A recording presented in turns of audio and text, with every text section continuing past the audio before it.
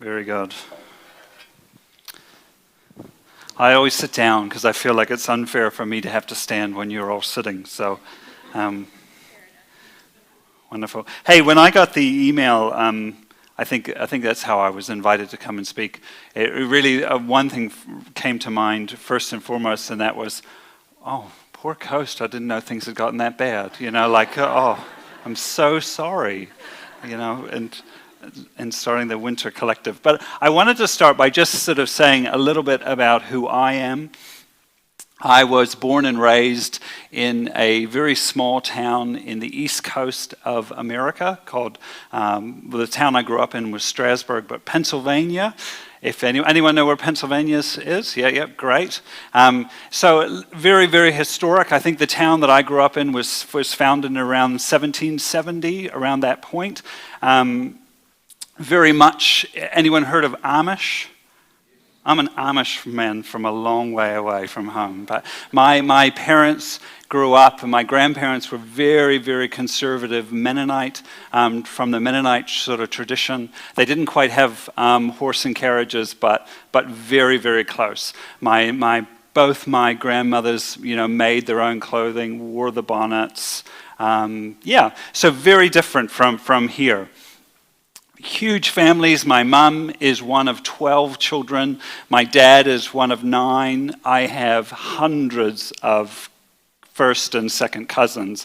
And of them, I am the only one who does not live in America, and most of which that still actually live in that Pennsylvania area. So my waka has blown way off course. Like I am way, way away. And as the story normally goes, it is love, it is Aroha, that brought me here in the form of my beautiful wife, Angela. She's a Fielding girl, born and raised. She loves that, proud Fielding girl. Woohoo! I'm going to be in trouble for that. We have 3 children. We have Samuel, our oldest. He's 23. Pause for the gasps of surprise that I could be so young, look so young, and have a 23-year-old son. We have a daughter, Anna, who's 21, and a son, Ethan, who's 19. And then as of 6 months ago, I've got a 6-month-old, son-in-law named Keegan. So Keegan and Anna got married in November, I think it was. Yeah.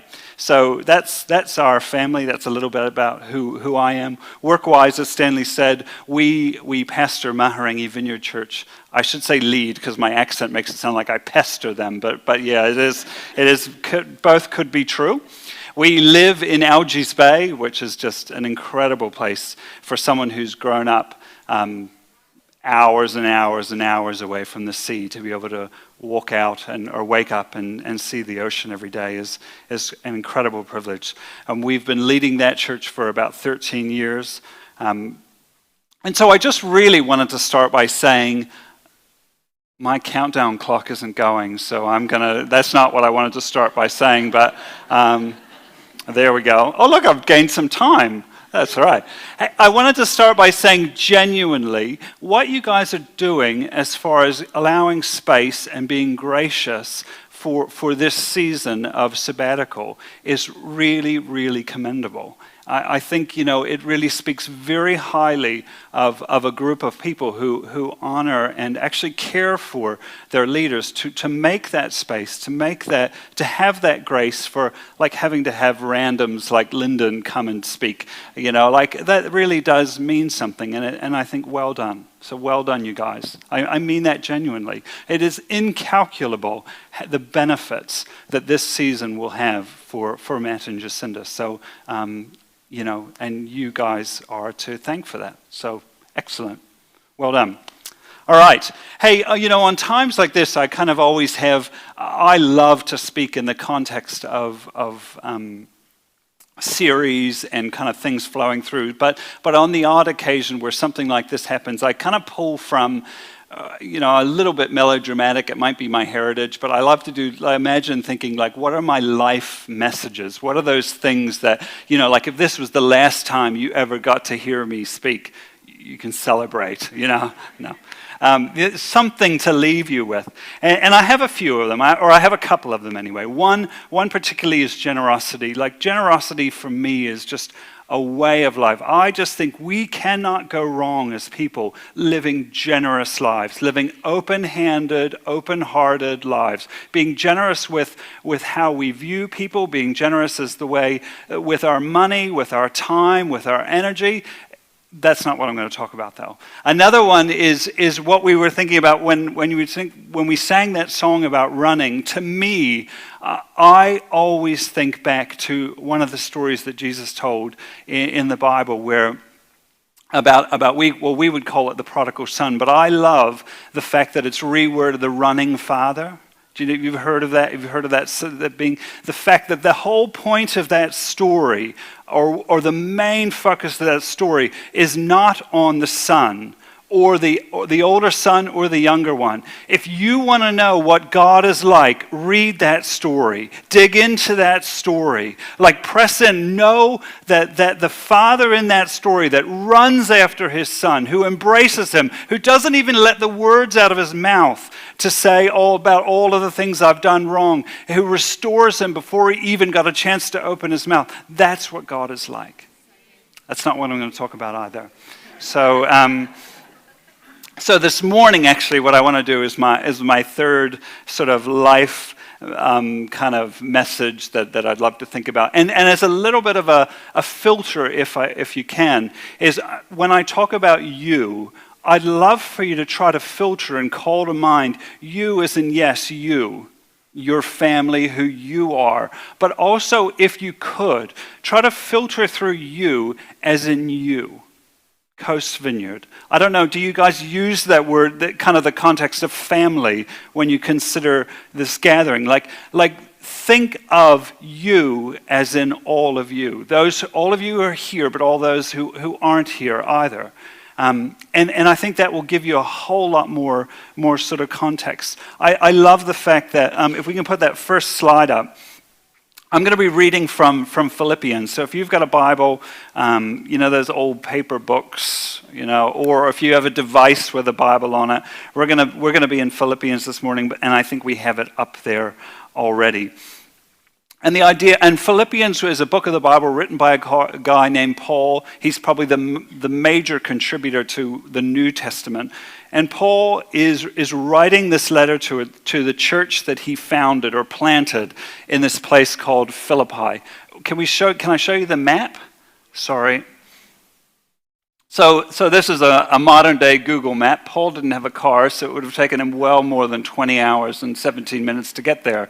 But you can see Rome, which was the center of the world in this first century. So Paul planted this church around 55 AD, early, sort of mid first century. And so that was his missionary trip. That road, when you cross over, and we get over into the eastern part the northern part of Greece. That is the Ignatian Way, or the Via Ignatia, or the Ignatian Way. That road is still visible in many parts along the way. And so Philippi is the eastern stretch of what is the Roman Empire. Sort of gone off notes, but it's a matter of how many people have lived in Ariwa for a while. Yeah, remember when to get north, or from north to get to Auckland, you had to go through Ariwa. You had to go through on the road. That's very much like Philippi was on the way. There was lots of coming and goings through Philippi, and so what that meant as a church is they were a broad mix of people. There were people there who were there before Rome came, and then there were lots of ex-Roman soldiers. It was a broad mix of people. I went out and stood out in the foyer today, very much like us today. What else brings us all together? We are so different. We have different backgrounds, different worldviews. We vote differently on election day. We have all sorts of different things, and yet there is something that brings us together, Jesus. And so very much like all of us was the Philippian church. And so I'm going to pick up reading in Philippians 3, starting in verse 12. And so Paul's writing this to this church, a church in which he really loves. You know, there is so much goodwill between Paul and the Philippian church and vice versa.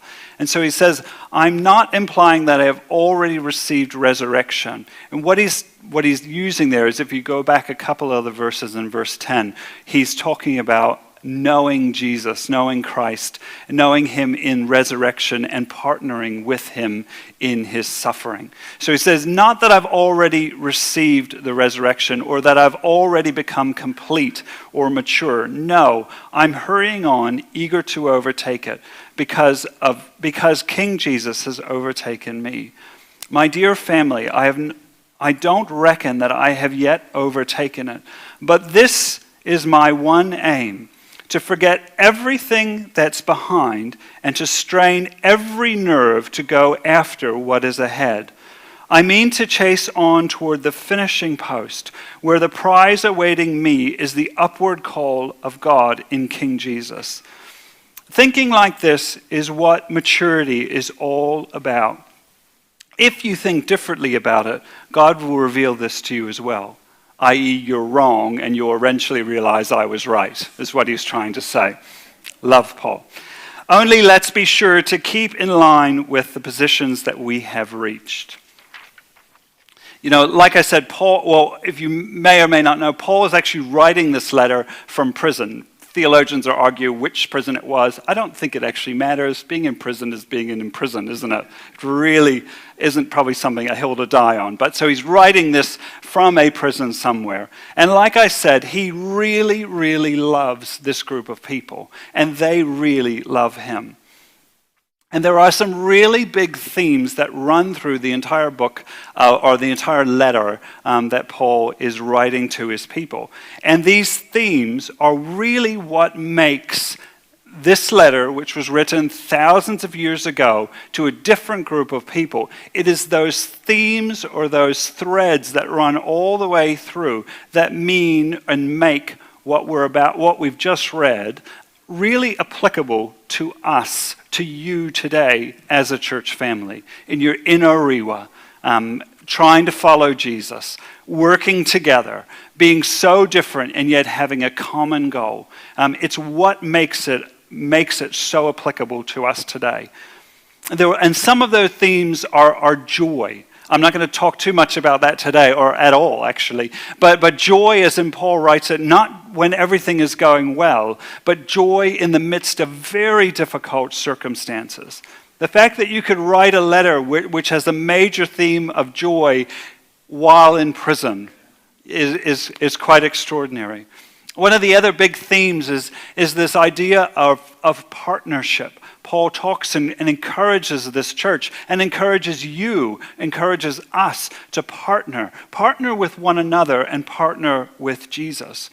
He also has this incredibly difficult tension that runs through this entire book of being people of unity and people of holiness. And that is really, really hard to do. It's easy to break the tension and be a people of unity, i.e., hey, whatever you believe is fine. We're just going to carry on. It doesn't really matter. We'll just, your truth is your truth, and we'll carry on together. That's a lot easier than if you try to hold the tension of unity and holiness. The idea that holiness is, and we have lots of different ways to think about that, but one of them, probably the most beneficial ways, is actually holiness is in what we do matters. Do you know, like who we are on Monday morning, what we're like in our workplaces, who we are in school, how we run our businesses, those things really do matter.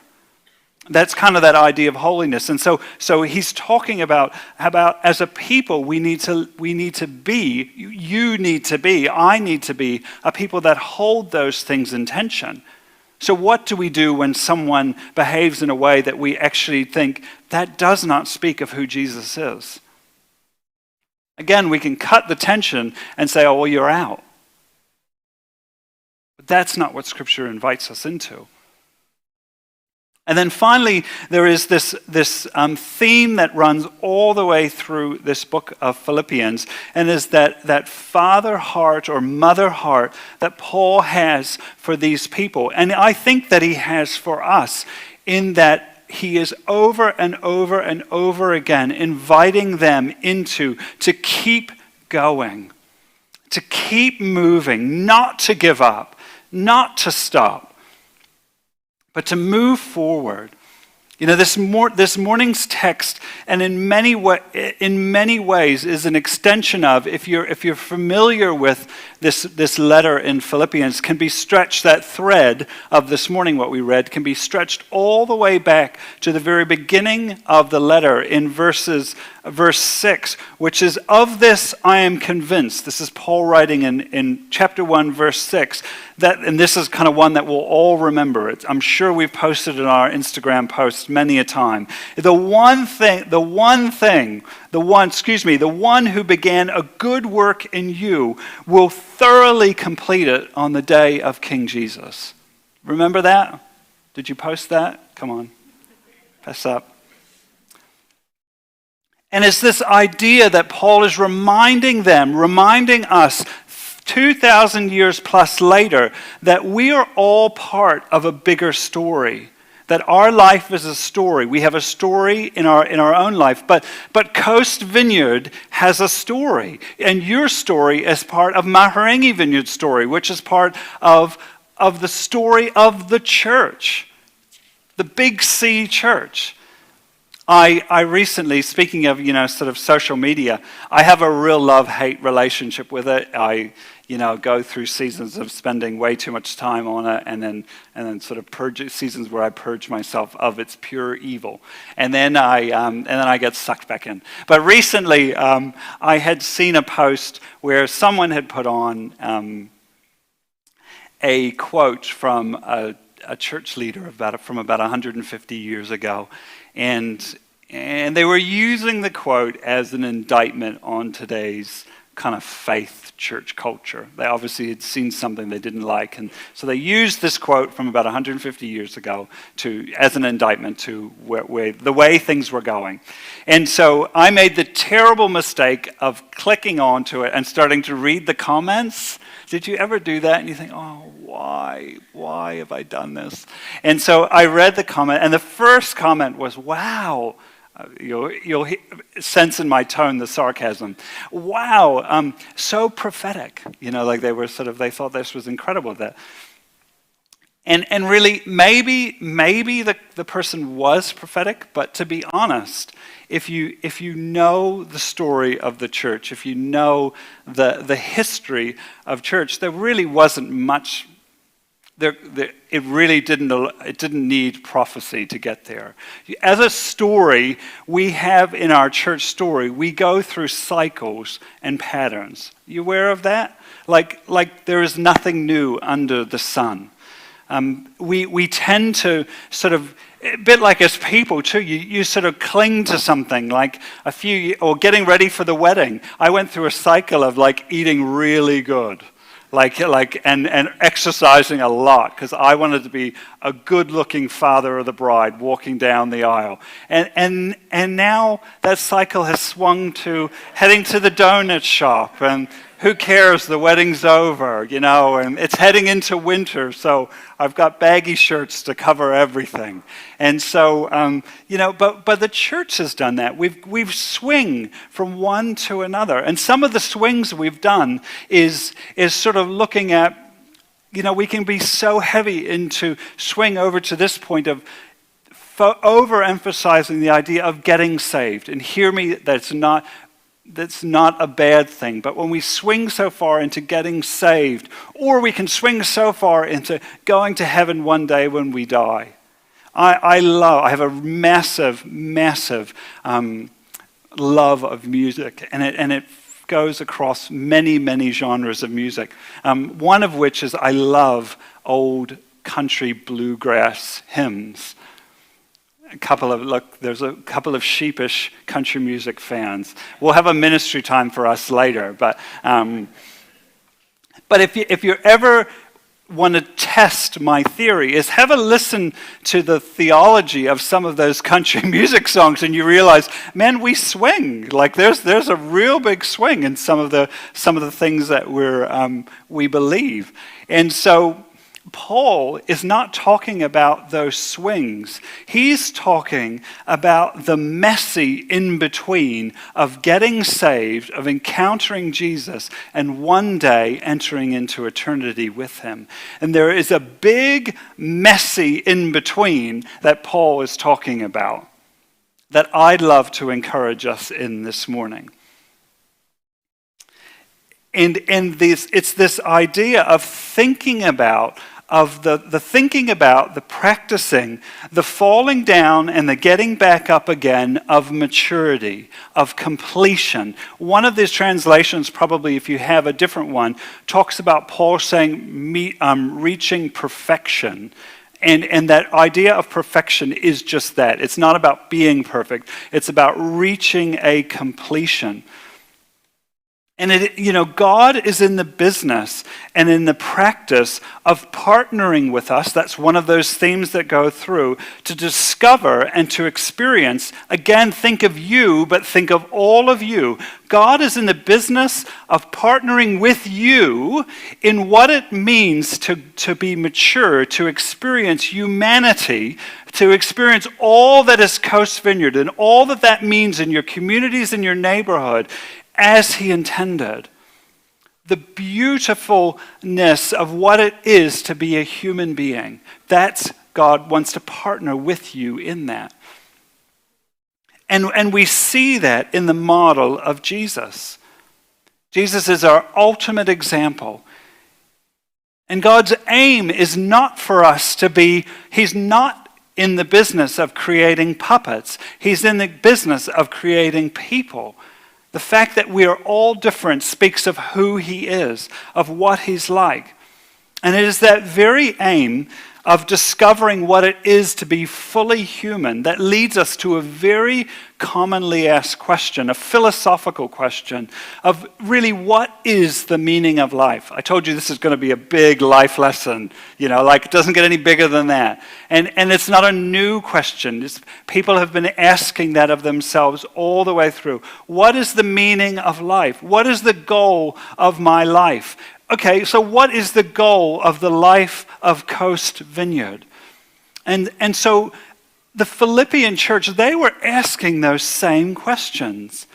And in Paul's time, in that early first century, Aristotle, anyone heard of Aristotle, the philosopher? He answered the question by using a Greek word, and it's eudaimonia. And I'm going to do a really, really brief sort of definition of what that means. But it's the idea of Aristotle's answer to what is the meaning or the goal of life. And eudaimonia can be translated into a happiness. That is the meaning or goal of life. Now, we can think of happiness as being very shallow, and that's not what he meant. He meant, when he's talked about happiness, a deep, settled contentment of truly experiencing all that being a human had to offer. And the way of achieving that, as Aristotle would say, would be to work out your humanity by achieving a set of virtues, of going after, of doing, I guess we could say, the hard work of finding out what humanity is all about. And these virtues, the tradition of Aristotle and those that have come all the way through today, still today, that idea or that pursuit of virtue was always a singular sport. We've got that photo up on here. Got a great example of it. This boat, my house is just over there. This boat has been sitting there for 5.5 to 6 years, not moving. And so what that is the house directly behind it. A new family moved in about 6 years ago, and a multi-generational family, and the father, who I think he must have been in his 70s at least, having, I guess, being inspired by moving into Algies Bay, thought, I need to buy a boat. And so he did, from a neighbor further down the street. And having never, ever been on a sailboat before, bought that boat, went around the corner, put it into the water, and started sailing. And started going, and going, and going. At what point he realized he didn't know how to turn around, I'm not sure. But needless to say, the Coast Guard were involved, a rescue mission was sent out, and he was rescued and brought back in, and that is exactly where the boat has been left ever since. I wanted to grab it. They're kind of a holiday people at the moment, so normally you can't see the wheels for the long grass. There's moss all over it. But there's this idea, the danger we have in trying to do this journey alone is just as, if not more dangerous than that. Is that when we set out thinking we're gonna follow this pathway, we're gonna go on this journey of maturity and completion, when we try to do it alone, we end up in many ways just as sidelined, just as out of the context of where we're meant to be as that boat sitting right next to the footpath. For Paul, and really for Jesus, and for all of us, the traditions that follow them and follow him, this pursuit of virtue, the practice, the hard work, the messiness of pursuing maturity. There's one major difference, is that in the tradition that we follow as Jesus followers, that is always a team sport. We are never, ever invited into pursuing maturity, of chasing after completion on our own. That is what you are all about. We are invited into a team sport. And if you're not convinced, just look throughout scriptures. What are our goalposts? Or if I'm going to use Aristotle's words, what are the virtues that we're called to pursue, to follow after? What are the things that we're meant to wrestle with, that are meant to identify us as followers of Jesus, as people who are pursuing maturity? It's love for one another. Have you ever noticed how often the New Testament reminds us to love one another? Do you know why that is? Because you're very hard to love.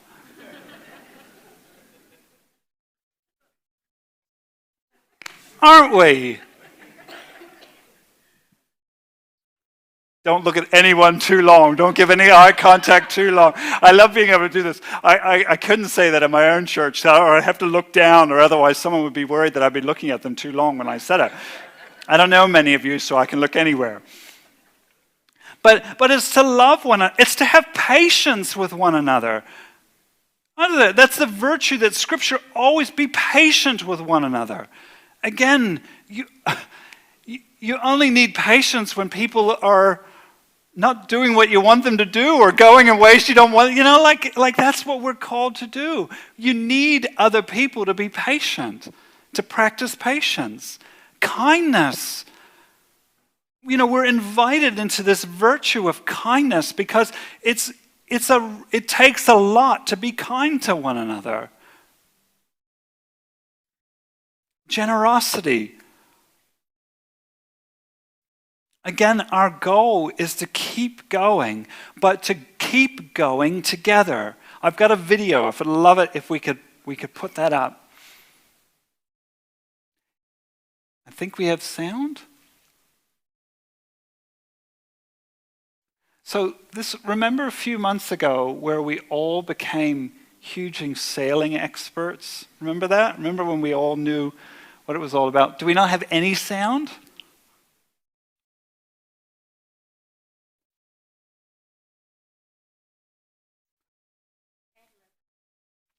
So anyone remember this race? Probably the highlight of the America's Cup, eh? Yeah, not so much.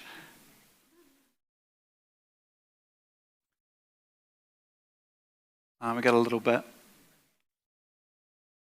So this is the point in, I think it was race 6, maybe, where we were within a few I think sort of within 10 meters or so of overtaking, and then hit this patch of wind, and everything stopped. I can remember myself, I'm a little bit of a defeatist. I thought, here we go again, eh? It's all over.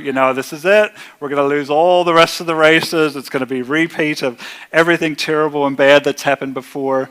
And so we sat.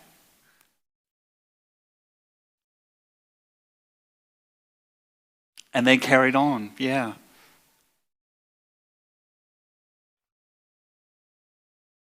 Oh, well, we'll leave it there, actually. And so we all know what happened. We all know that everyone on that boat, or no one on that boat, gave up. That just as intense as when they were winning was so their intensity and their drivenness, their single-eyedness, as when they were sitting dead in the water and the other boat was carrying on, screaming way ahead. That no one on that boat at any time gave up.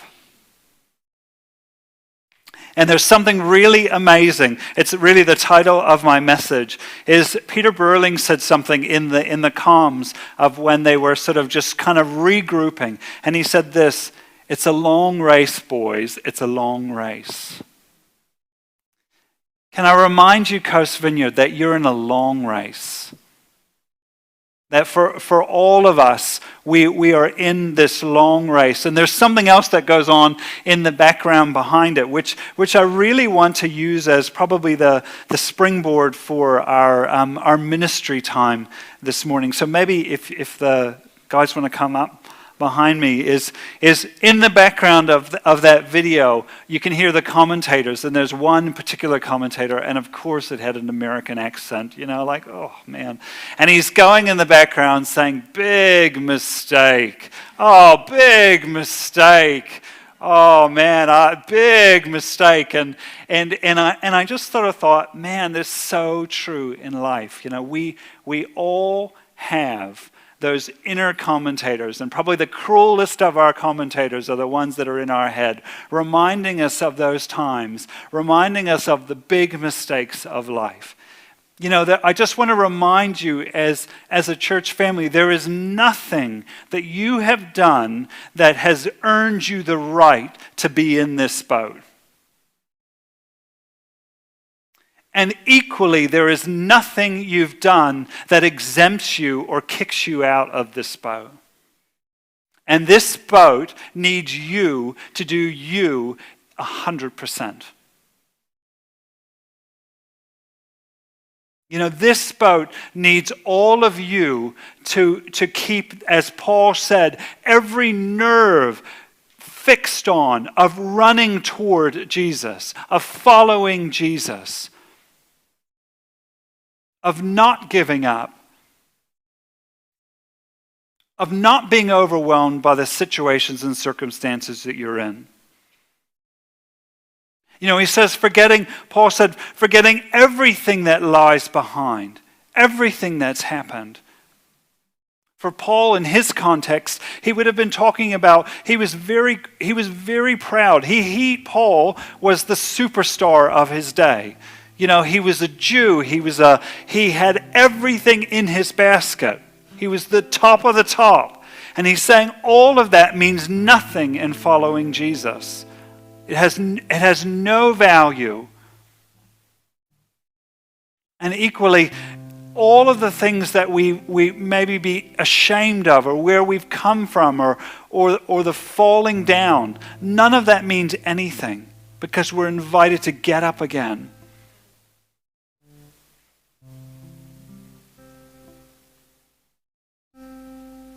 So why don't we stand?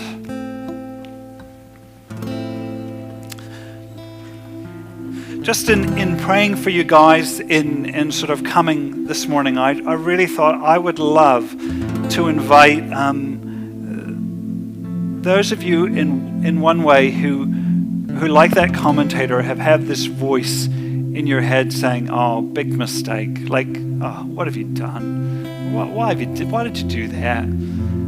And I know for myself, I've had a journey of really wrestling for most of my adult life with fear and that idea, or that sort of that voice that says you're not enough, that this it's not going to work. And so I would love particularly to just really to pray with you, for you, if you have been kind of really wrestling with that inner critic that wants to say that, your race is over. I'd love you to respond maybe, and I know it takes lots of bravery to do it, by just coming forward. And I know there's lots of people who'd love to pray with you as well.